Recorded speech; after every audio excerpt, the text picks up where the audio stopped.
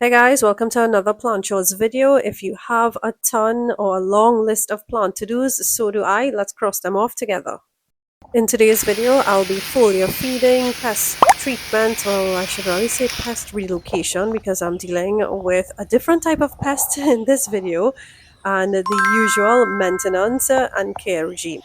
As the thumbnail for this video suggests, today I'm going to be dealing with my Philodendron Red Anderson. I have a number of props to check on, and I actually have a new prop to start and to show you guys some progress from a plant rescue that I did last year with my mother plant.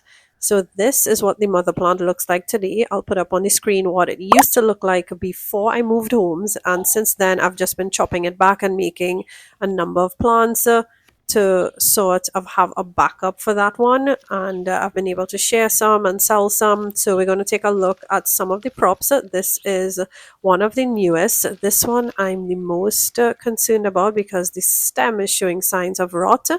This is the top cut from last cutting that I took from the mother plant. That one looks good though. So we're going to get to the bottom of these. I like to prop using moist lacquer, not so much water, because I find these are prone to rot. The roots in this one looks pretty good, so I think we're off to a good start here.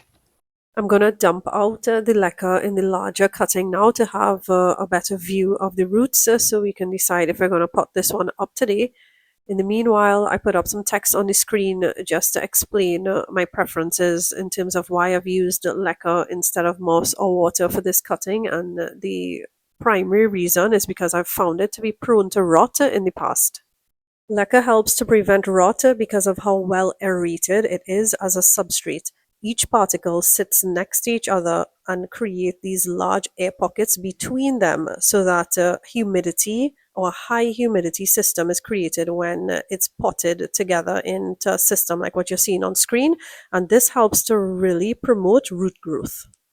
In previous videos, you know that I love using water as the easiest and cheapest medium to propagate in. However, some plants just do not like it, and my Philodendron Red Anderson is one of them. I want to point out though that one disadvantage of using lacquer is that the roots tend to fuse to the lacquer ball, similar to how it fuses with moss. However, I find it easier to remove the lacquer as opposed to removing moss, or sometimes I just don't even remove the majority of lacquer and I pot it up into an aroid mix which is already chunky anyway. But I want you all to see that sometimes the roots can rip even if you use lacquer because it's fused so tightly on. You can see, however, the abundance of roots that I've gotten. Coming up, I'll show you exactly how I potted up for the highest success rate, and I'll also show you some exceptions and when I will actually ditch lacquer and use moss. I'm going to pot it up next. I'll be using a 6-inch pot because that root system is quite large and it should fit at least 1/3 of the space in that pot. I tend to use that metric when I'm potting up. The root zone should be at least 1/3 of the pot size, and I'm using the Utopia aroid mix here to pot it into. Because I grow my plants in a greenhouse and the humidity is super high, I amend this mixer with 50% perlite. It was already pre-mixed in my soil bin, so you didn't see me do that on camera, but this was ready to go here. And this is just where my propagation sits. I just want to make sure you all understand how high up I'm potting it up, so those new roots have enough space to grow down into. I'm just going to simply backfill now and make sure it's all covered. This is it all done, and hopefully in next plant chores video I'll be adding a pole to it. I'm just going to set it aside now and water it with my usual great white water. I love using great white. I'll put a link in the description for all the information on great white so you can see the benefits of using it in terms of making nutrients more readily available to plants as well as preventing transplant shock upon potting up. I'm just showing you all here how I frequently take top cuts from my plants and just allow the butt cut to reshoot. Let me show you the top cut. So this is the top cut that I mentioned is not doing well. You can see that the leaves have lost the succulence, and if you look closely at the stem, you'll see these fissures which indicate rot to me, or just in general the plant is not hydrating properly, otherwise it would have looked smooth like a regular stem. So let's get this out of here, and I'll explain why this system did not work. In the clip I just inserted, you can visibly see that there's about 3 inches of water in that cup. Ideally, it should be 1 centimeter, so I'm not shocked that this stem rotted. Sometimes I use the hose to water inside of the greenhouse, and clearly this one got filled with too much water and I did not notice. What I'm going to do next is chop it back until I see that there's no rot, and clearly the rot has reached really high up close to where the growth point is. So this is the point where I'm going to ditch lacquer, and I'm actually going to remove the tiny stem that grew off of the main stem now and reset that in moss. So I'm going to snip the new growth off next to separate it from that rotting stem, and hopefully I'll be able to rehydrate it and new roots will grow. So this is what healthy plant tissue looks like on Red Anderson. It really bleeds, but it's not brown and mushy. It's actually just red and firm like this. The reason I'm going to ditch lacquer here is because this cutting is really tiny and the areas are really small. So I need a substrate that will make better contact with the nodes to activate the roots to grow. So the next thing I'm going to do is just treat it with some cinnamon to make sure there are no bacterial infections, just like this, making sure it's coated properly. And then I'm going to moisten some moss and wrap the stem in it, just like this. Squeezing the moss. This is dampened moss, by the way, not wet moss or dry moss. It's just dampened, and I'm just going to fit it into this vessel and watch it over time. I'll know if there are new roots without disturbing the moss once I see new growth, or because it's a clear vessel, I'll be able to see roots growing at the bottom. Because it actually put out a new leaf initially, so it was growing well in the lacquer, it just got overwatered and I didn't notice. I'm just putting it back into the spot that it was happy in. It's just in a new substrate, but it should be good to go here, and I'll keep you all posted. I'll show you all coming up how I've extrapolated that propagation concept to create moss collars for my potted plants to encourage root growth along the bare stem of plants.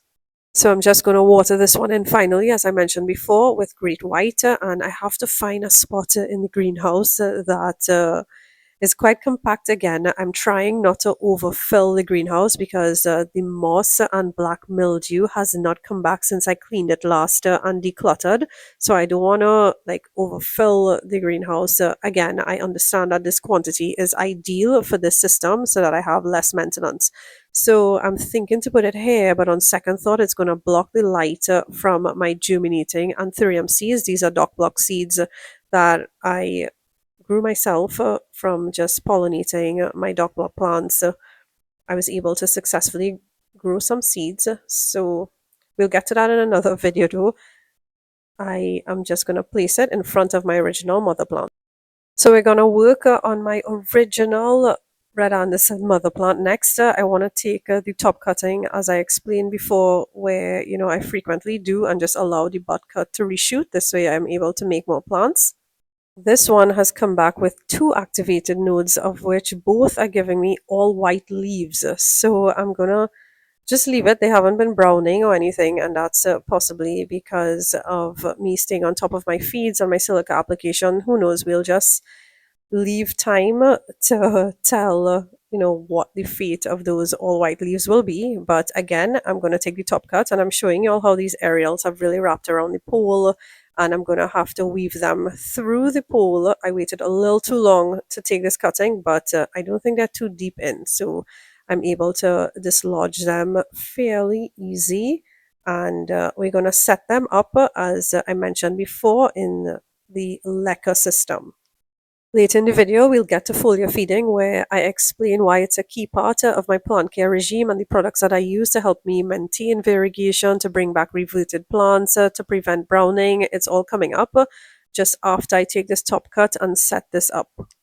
So as I was saying before, I'm trying to not clutter the greenhouse, so I haven't been shopping much. I have been generously gifted plants by my dear friends, and I bought 2 or 3, but I haven't been shopping like how I used to before, because I'm still also monitoring the greenhouse system and the capacity that it's able to work best with. So I'll keep you all posted, and I'm sure you would have seen the new ones on Instagram, but I will do a tour again soon. If you want to see it, just comment below, just maybe comment tour, and I will count that as a vote for the next video. Okay, so I've taken the cutter and I'm just going to gently pull the last aerial root out of this pool like this.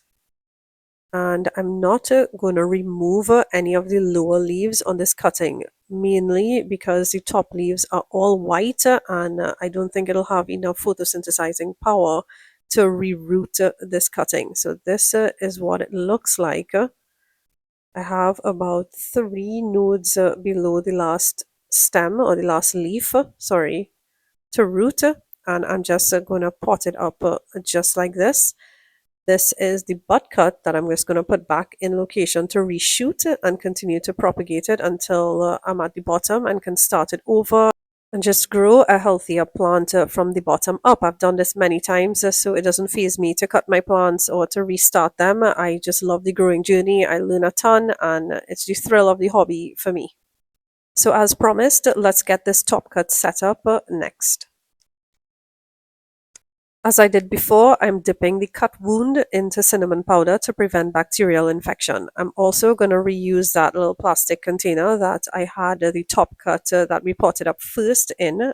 I placed a bed of lacquer in there, and I'm going to set the top cut in here just like this, making sure that it really is a good size for this top cut and that all the aerials should sufficiently fit in there. And once I've made that assessment, I am just going to backfill it, covering as much of the aerials as possible, just like this. And the last thing I'm going to do is just place 1 centimeter of water in there, put it back in the greenhouse in the same location that the others have been doing well, and I'm going to monitor it over time and update you all. So here's where I placed it on the top shelf of my propagation shelving unit alongside the rest of my props. Let me know if you want to see a propagation video next. You could probably just comment prop and I'll count that as a vote towards a propagation video. I do have a lot to pot up, so maybe I can make that one showing which medium I use for each. Okay, so in this part of the video, I'll be able to give you all some before and after footage. That is a little progress, maybe like 2 weeks of progress, having done the work that I'm about to present. Featured now is my variegated mycons that has reverted and also needs a repot.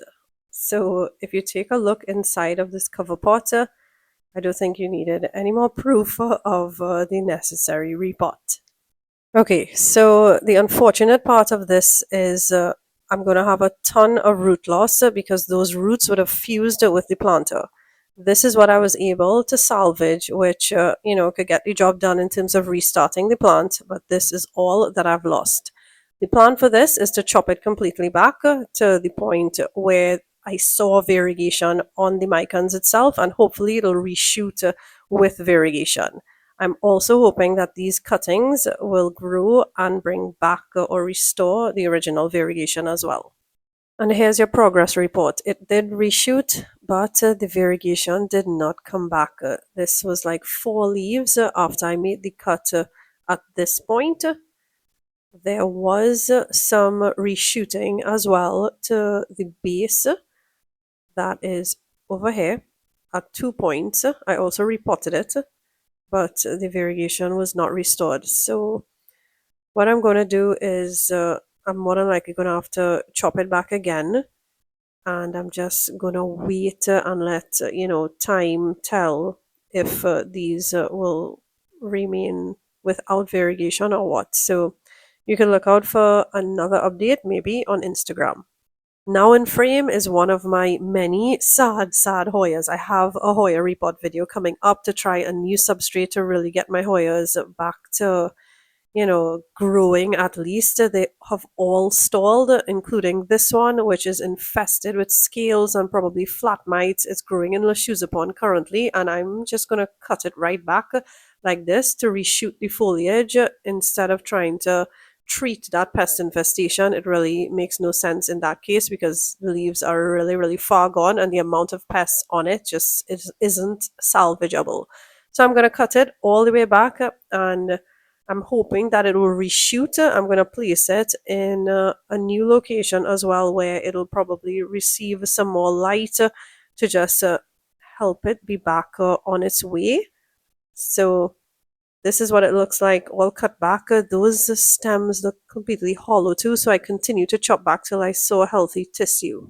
Because there was some exposed roots on the top, I'm thinking it could reshoot because the roots look fine, but I'm not sure if there are any like living nodes to really bring the plant back, even though I'm seeing roots. So what I'm going to do is place some moist sphagnum moss where I saw the roots to hopefully stimulate further root growth to encourage more foliage. I am really not great at growing Hoyas.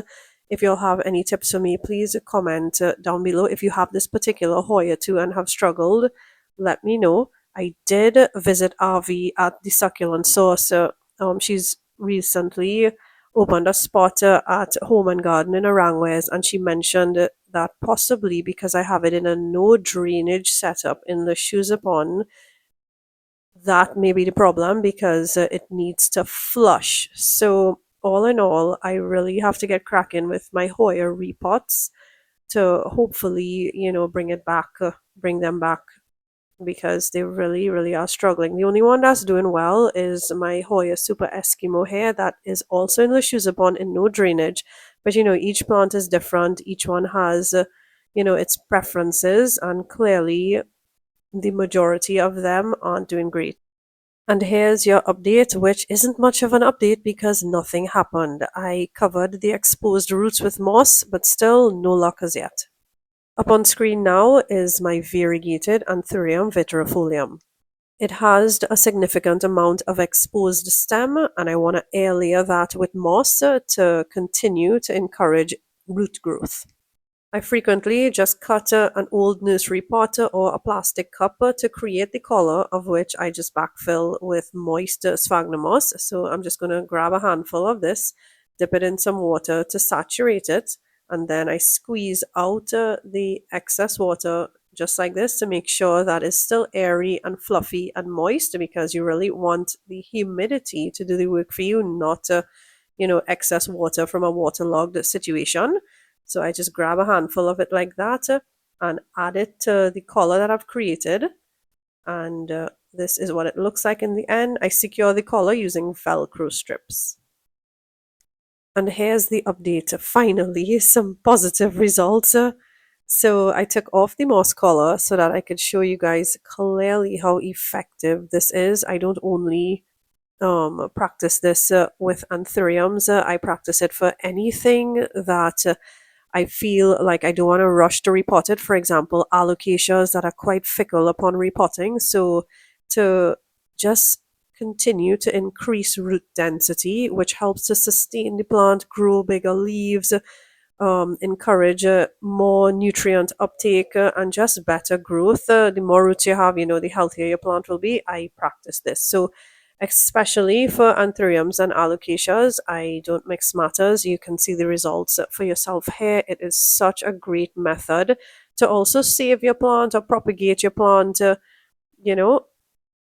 in the event that you want to have an extra plant, you could just snip just at the soil line there and you'll have a whole new plant. Here's a disaster that just keeps repeating itself because of the high winds we experience in the space. My euphorbias have gotten to like 7 to 8 feet tall in some cases, and I think the best solution here is to just relocate them for now until I can either rehome them or chop and prop them. I don't know. Comment below what you think I should do with these. If any of y'all want to adopt any of them, I'll be happy to give it away. This is how I've been setting them up, using a stake to keep them upright, but they're really just too big now. So I don't mind starting it over, but I don't know if anybody wants these massive plants. You can just comment below Euphorbia and we can get in touch somehow for you to possibly adopt these. And I'll maybe just take a cutting to start over. Moving on to my chronically dehydrated staghorn fern, you can see the leaves are just limp and the moss is crunchy. Like you don't even have to touch it to know how dry it is. So this time around, I'm gonna give it a full dunk by just doing this, fully submerging it in a bucket of water until the bubbles stop emerging. So I think though at this point I need to repot this. I have ordered some new plant tools. I can't wait for it to come. I'll be sure to feature it on Instagram or in an update video for this one. But after dunking it, it did restore itself. Here is a ton of new growth coming back, and I actually changed its location to a spot that is cooler and more humid. So that really helped to restore it. And this is a new leaf here that has grown and it just continues to push a new growth since I dunked it. Next up is one of my Syngoniums that I think is my Syngonium mojito that has reverted, or it could just be a regular green one. I love this genus in general. Syngoniums are so easy care and resilient. I feel like these plants could grow in air. Like soil is a luxury for them. They are just so easy care and are great fillers if you're plant styling or just want to fill in empty spots in your outdoor garden. They tolerate a wide variety of lighting situations. I will forever be in love with them because of how faithful they are.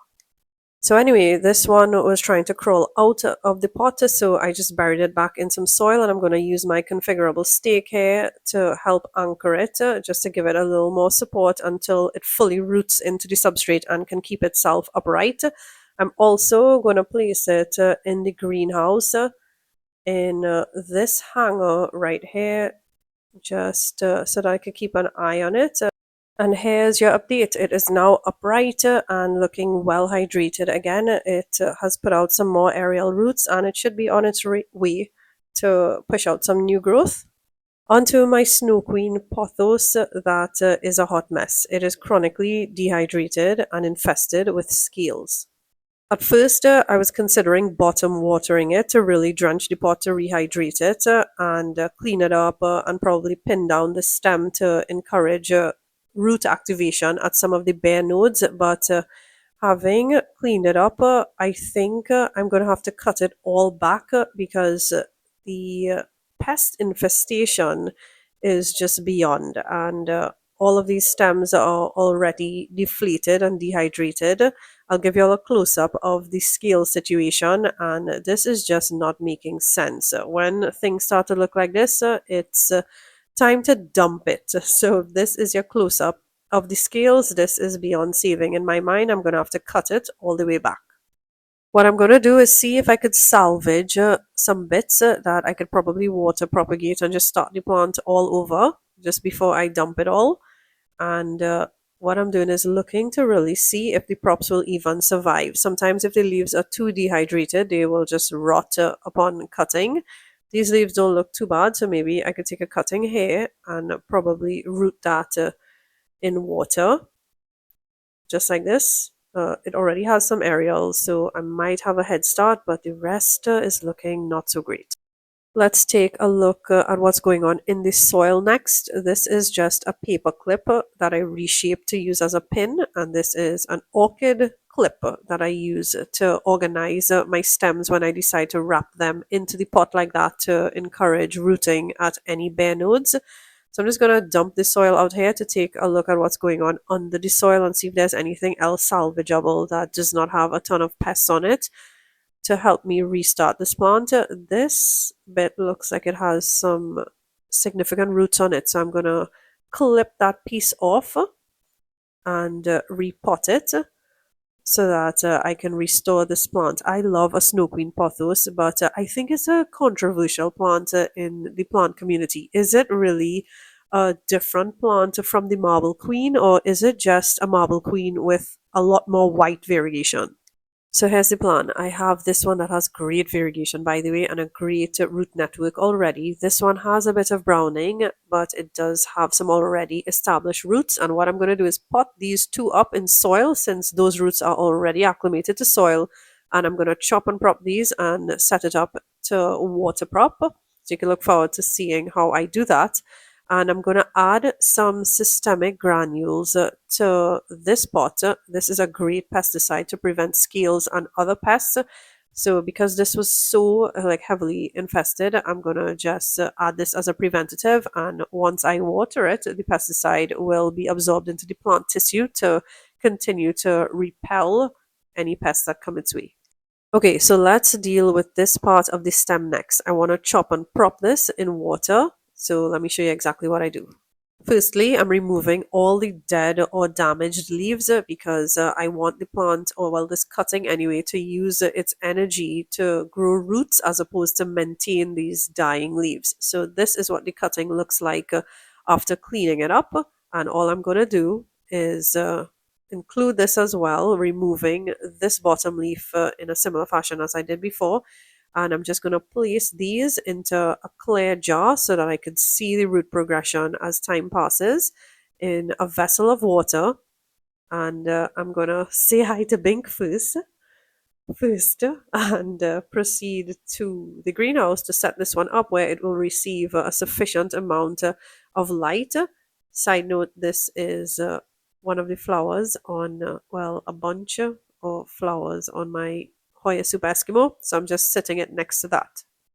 For the new starter plant that I potted up in soil, I went ahead and watered that thoroughly to ensure that the plant rehydrates properly, and I'm going to place it on my propagation shelf here to help it be on its way just to the back here where it will receive ample light, and where my other props have been doing well, just to the back there. And here's your update. These are the ones that we water propped. It has pushed out some new growth, and we have some new roots in there that you can clearly see. So I'm going to leave that in there to continue rooting. And here is our soil prop or new starter plant that is doing well. It has not died.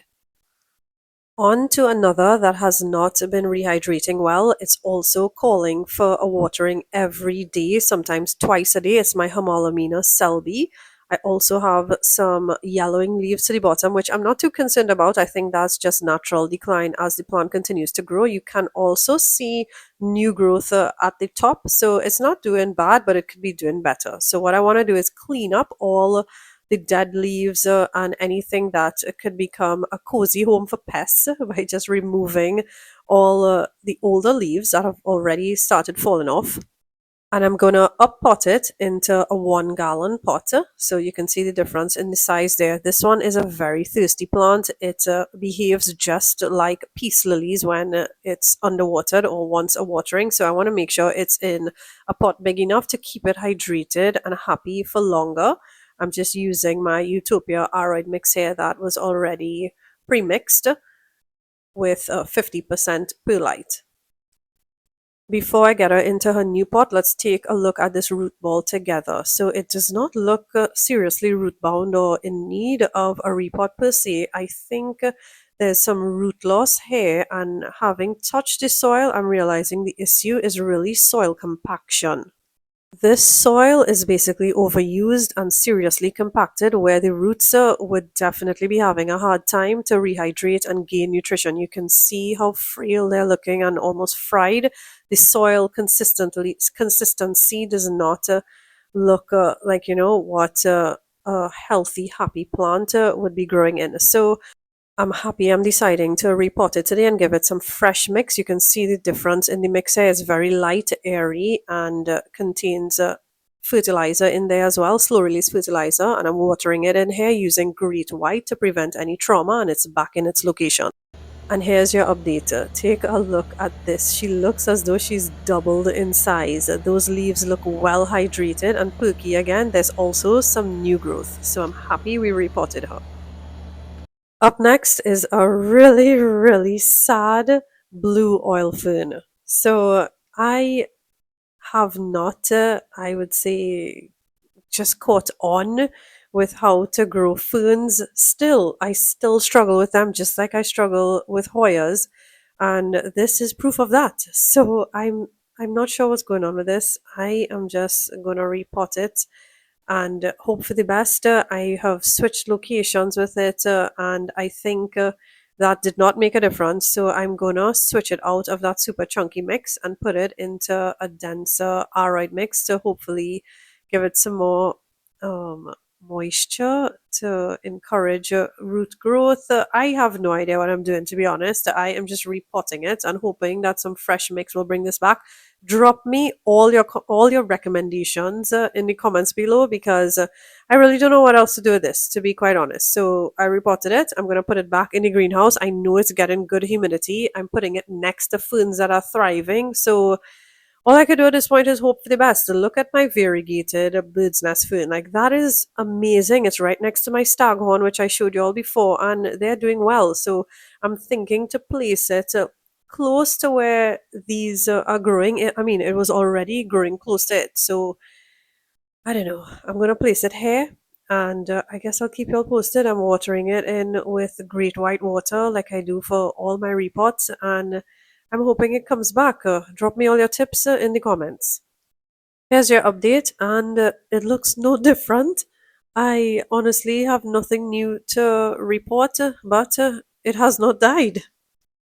Moving on to one that's the complete opposite, another Syngonium that I look at the state of this pot, right? It is completely overgrown. It's a hot mess. Aerials are all over. I have to backfill this basically, but it is still pushing new growth. It is bushy. It is full. I mean, it could look better. That's why I'm treating it today. I'm going to get rid of all the dead, decaying matter here, all the old leaves, give it a facelift, to be pretty much.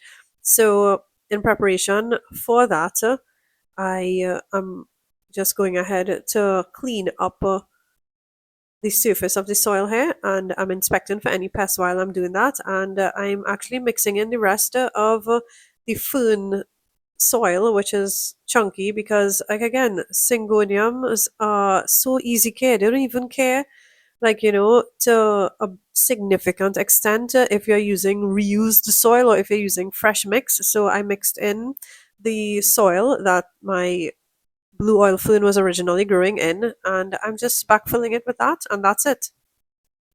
And having done that, it has put out some new leaves for me, and it's on its way to being a bushy butte again. By the way, this is my Syngonium batik. What I'm going to do next is show you all how I take cuttings to propagate and start plants over. This is my marble queen, by the way. So when I take a cutting, I always cut so that there's 1 inch of stem on either side of the node. The node is where the root is growing out. So more roots will continue to grow there over time. And what I do is I just place all my single node cuttings into a dish of water like this, and I place it in an area that I know that my propagations have done well in the past, which is right here. So in front of it is my Hederaceum marble cuttings. This is pushing new growth already. It's growing well in here, as well as my Mycons, which you all saw before. So I know those are performing well, so chances are my marble will too.